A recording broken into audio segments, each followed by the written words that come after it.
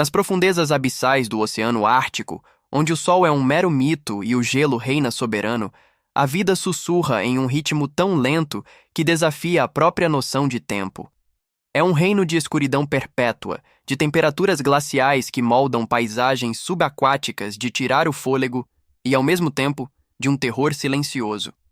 Aqui, a vida se apega à existência com uma tenacidade quase sobrenatural, e é neste cenário implacável que uma lenda gélida persistia, um sussurro que falava de uma criatura ancestral, envolta em mistério: o tubarão da Groenlândia. A obsessão humana em desvendar os segredos da longevidade é antiga como a própria civilização.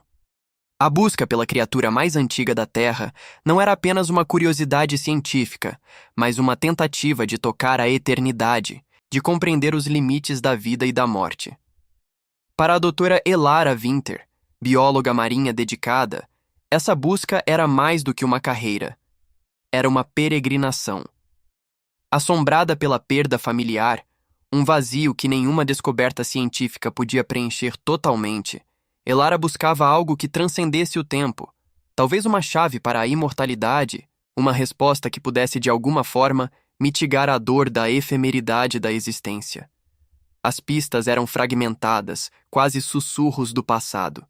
Lendas locais dos povos inuites falavam de uma criatura que habitava as profundezas, tão antiga quanto o próprio gelo. Descobertas científicas recentes, embora incompletas, apontavam para uma espécie cuja idade desafiava qualquer compreensão biológica. Mas para cada pista, havia uma barreira. Seu antigo mentor, um homem que ela um dia admirou, desacreditou suas teorias, taxando-as de fantasiosas e imprudentes. A traição acendeu nela não a desistência, mas uma chama de determinação inabalável. Ela provaria que ele estava errado. Ela provaria que a lenda era real. Com a tenacidade de quem não tem nada a perder, Elara montou sua equipe. Enfrentou o ceticismo da comunidade científica, a burocracia infindável e a relutância em financiar uma expedição tão arriscada. Mas sua paixão era contagiante, e logo, um grupo de cientistas e técnicos, tão audaciosos quanto ela, estava a caminho do Ártico. O ambiente era um adversário por si só. O frio extremo que congelava os ossos, o equipamento falho que parecia conspirar contra eles, o isolamento esmagador que testava a sanidade de cada um. Cada dia era uma batalha contra a natureza e contra a própria esperança. Os primeiros encontros com a presença do tubarão eram indiretos, quase fantasmagóricos. Marcas incomuns em icebergs, como arranhões de um gigante adormecido. Padrões de migração de outras espécies que pareciam desviar de certas áreas, como se uma força invisível as guiasse. Elara sentia-se observada, uma sensação que misturava a apreensão e uma excitação quase infantil. Era como se a criatura estivesse brincando de esconde-esconde, revelando sua presença apenas quando quisesse. Então, o gelo se quebrou. Não literalmente, mas metaforicamente, na mente de Elara. Uma descoberta inesperada em uma amostra de sedimento. Um fragmento fossilizado da cartilagem de um tubarão. Análises preliminares confirmaram a idade extraordinária da espécie, indo muito além do que qualquer biólogo imaginara. Não era apenas um tubarão antigo. Era uma criatura que testemunhara eras glaciais, a ascensão e queda de impérios, a própria evolução da vida na Terra. A revelação de que o tubarão da Groenlândia não era apenas antigo, mas possivelmente imortal, reverberou entre a equipe de Elara.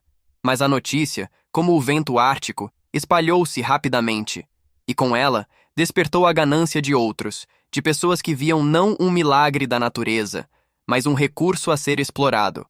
Antes de continuarmos, inscreva-se no canal e diga-nos nos comentários de onde você está assistindo. A doutora Elara Winter e sua equipe, agora cientes da ameaça que pairava sobre sua descoberta, intensificaram a busca. O navio de pesquisa avançou mais fundo no labirinto de gelo, cada sonar emitido um grito no silêncio abissal, cada amostra de água uma esperança de encontrar vestígios da criatura. A tensão a bordo era palpável, uma mistura de exaustão e adrenalina. O perigo do Ártico não era apenas o frio cortante ou os icebergs traiçoeiros, era a pressão de saber que não estavam sozinhos na caçada. A notícia do tubarão milenar havia vazado, e a sombra de um rival, um cientista movido pela fama e pelo dinheiro, pairava sobre eles. A perseguição direta ao tubarão da Groenlândia começou. Não era uma caçada predatória, mas uma busca por compreensão. Elara sentia que a criatura, um guardião silencioso de segredos ancestrais, reagia à intrusão, não com agressão, mas com uma astúcia que só o tempo poderia ensinar. Os padrões de movimento do tubarão eram elusivos, quase como se ele soubesse exatamente como evitar a detecção. Cada vez que pareciam se aproximar, o sinal desaparecia, deixando-os em um silêncio frustrante. A presença do adversário se tornou mais evidente.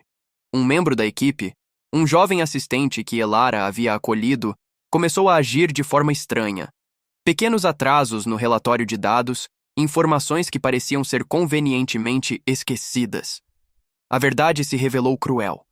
Ele estava vendendo informações para o rival de Elara, um homem sem escrúpulos que via o tubarão como um troféu, uma fonte de riqueza e prestígio.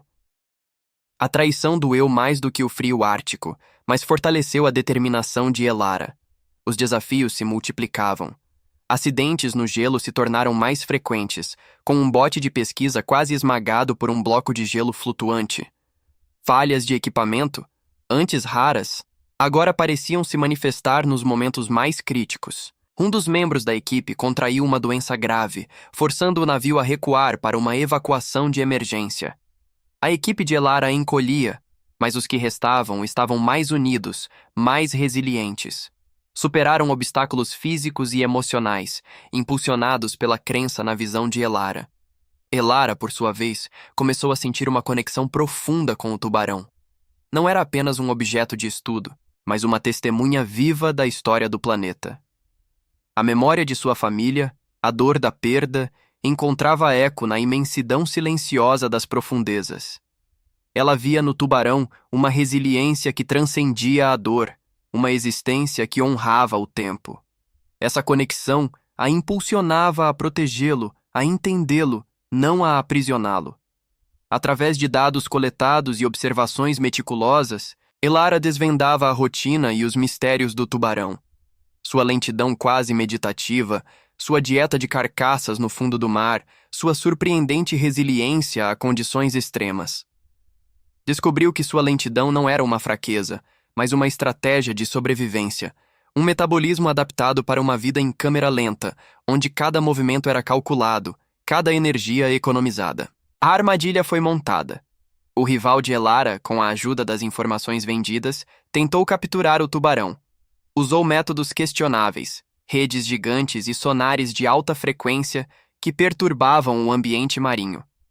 Elara se viu em um dilema moral agonizante: ceder à ciência predatória ou proteger a criatura a todo custo. Sua decisão foi instantânea. A corrida contra o tempo começou. Uma batalha para salvar não apenas o tubarão, mas a própria integridade da ciência. Em meio ao caos da tentativa de captura, o navio de Elara foi atingido por um bloco de gelo instável, jogando-a na água gelada. Ela ficou presa entre os destroços, o frio paralisando seus membros, o oxigênio diminuindo. Foi então que ele se aproximou. Não o rival, mas o tubarão da Groenlândia. Uma visão de sua própria mortalidade e a grandeza da criatura se fundiram. Ele não atacou. Em vez disso, pairou, seus olhos leitosos fixos nela. Naquele momento, Elara compreendeu. O segredo da longevidade do tubarão não era apenas genético, mas uma simbiose com o ambiente, uma aceitação do fluxo do tempo, uma paz silenciosa que poderia mudar tudo o que a humanidade sabia sobre a vida e a morte. A doutora Elara Winter, agora ferida e exausta, lutava contra a hipotermia e o pânico. A visão do tubarão não era de ameaça, mas de um entendimento profundo, quase telepático. No entanto, o tempo era escasso. O rival, a bordo de seu próprio navio, estava prestes a lançar a última e mais devastadora rede, uma armadilha que selaria o destino do milenar tubarão. Com uma força que não sabia que possuía, Elara conseguiu se libertar dos destroços e, com a ajuda de um dos membros leais de sua equipe, que a havia seguido, foi içada de volta para o convés. O confronto era inevitável. Elara, tremendo de frio e fúria, confrontou o rival, um homem de rosto endurecido pela ambição e olhos que brilhavam com a promessa de riqueza. Ele zombou de sua idealismo, chamando-a de tola por tentar proteger uma mera criatura. Mas Elara não estava mais interessada em discutir. A verdadeira descoberta não era a posse, mas a compreensão e a preservação. Ela sabia que tinha que agir. Foi então que o inesperado aconteceu. O tubarão da Groenlândia, que até então parecia mover-se em seu próprio ritmo lento e deliberado, reagiu. Não com agressão contra os humanos, mas com uma demonstração de poder que abalou a embarcação do rival. Com um movimento lento, mas colossal de sua cauda, ele gerou uma onda subaquática massiva que desestabilizou a rede recém-lançada, emaranhando-a nos próprios propulsores do navio inimigo. O rugido dos motores falhando ecoou pelo gelo, e a embarcação do rival começou a perder o controle, à deriva. Elara, testemunhando o evento, sentiu um arrepio pela espinha. Não era um ataque, mas uma defesa do seu ambiente, um aviso claro de que aquele reino não seria facilmente violado. Elara, aproveitando a confusão, não buscou a captura, mas a sabotagem. Enquanto o rival tentava desesperadamente salvar seu equipamento, Elara e sua equipe, agindo com precisão e rapidez, desativaram os sistemas de localização e rastreamento que o antagonista havia implantado clandestinamente na área. Ela não queria apenas parar o rival, queria garantir que o tubarão tivesse a chance de desaparecer novamente nas profundezas, longe da ganância humana. O rival, derrotado e humilhado, foi forçado a recuar, seu rosto contorcido em uma mistura de raiva e incredulidade. Sua equipe, desmoralizada, não ofereceu resistência. A equipe de Elara, antes dividida pela tensão e pela traição, uniu-se em um novo propósito. Não havia troféus para exibir, mas uma sensação de dever cumprido, de um legado preservado. O tubarão da Groenlândia, ileso e livre, continuou sua jornada milenar, um fantasma nas profundezas gélidas, um guardião silencioso de segredos que a humanidade ainda estava longe de compreender. Elara retornou, não com o tubarão em cativeiro, mas com um conhecimento profundo e uma nova perspectiva sobre a vida, o tempo e a natureza. Sua pesquisa, agora livre das sombras da ganância e da exploração, tornou-se um apelo global à conservação. Ela publicou suas descobertas não como uma vitória pessoal, mas como uma homenagem à resiliência da vida e à vastidão do desconhecido. A jornada no Ártico a ajudou a aceitar a perda de sua família. A imensidão do tempo, personificada pela criatura que ela havia buscado, mostrou-lhe que a vida continuava, adaptava-se, persistia. Ela encontrou consolo na ideia de que, assim como o tubarão, a vida de seus entes queridos havia feito parte de um ciclo maior, eterno. Elara encontrou uma nova forma de viver, mais conectada à natureza, mais consciente da interdependência de todas as coisas. O tubarão da Groenlândia permanece nas profundezas, um símbolo da eternidade e dos mistérios ainda não desvendados. Sua existência é a prova de que há muito mais a aprender e proteger, que a verdadeira sabedoria reside em observar e coexistir, não em dominar. O conhecimento adquirido por Elara abriu novas portas para a compreensão da longevidade e da adaptação, inspirando uma nova geração de cientistas a buscar a verdade com respeito e reverência.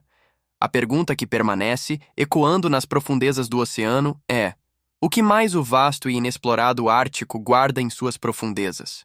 O legado do tubarão da Groenlândia continua, uma promessa de maravilhas ainda por descobrir.